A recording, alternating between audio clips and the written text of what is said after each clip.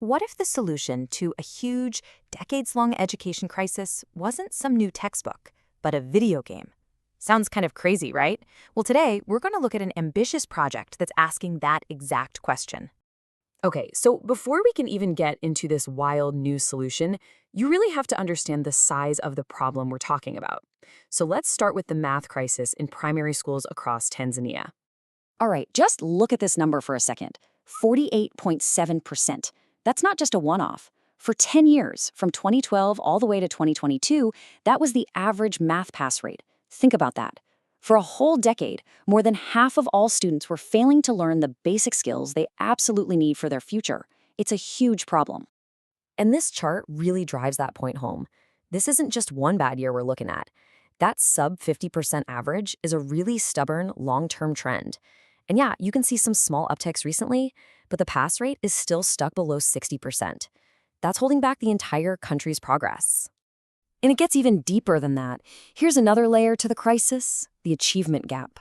So even for the students who do manage to pass, look at this. Nearly 80% of them are just scraping by with a C, D, or E.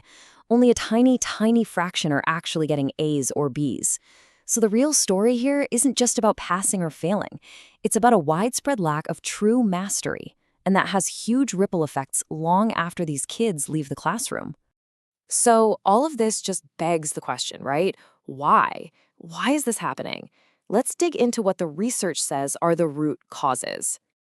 So what's really behind these numbers? What's driving this decade-long struggle with math? Well, it turns out it's not just one single thing, but a whole bunch of interconnected challenges. You know, when researchers looked into it, they found a few key hurdles that kept popping up. You've got these traditional, kind of old-school teaching methods that can lead to really weak foundational skills. And when kids don't have that foundation, what happens? They get disengaged. Throw in some technology gaps and a total lack of solutions that can adapt to each student's personal level, and, well, you end up with a system where a lot of kids just get left behind. But what if you could tackle a bunch of these problems all at once? This is where this really innovative new idea comes in.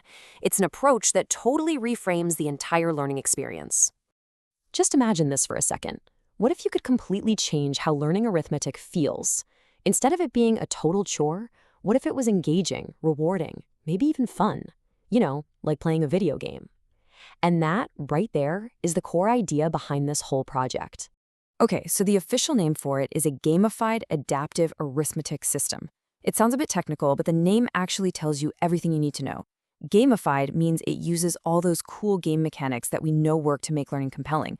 And adaptive, this is key, means it intelligently adjusts to each student's actual ability. So the goal is two-sided. Yes, dramatically improve arithmetic skills, but also boost their motivation to even want to learn in the first place. So how exactly does it make math feel like a game? Well, it uses a classic playbook, really. Students earn points for getting answers right, they progress through harder and harder levels, and they unlock achievement badges to celebrate their milestones. It sounds simple, but these are incredibly powerful tools for keeping students engaged. All right, the concept is super exciting, for sure.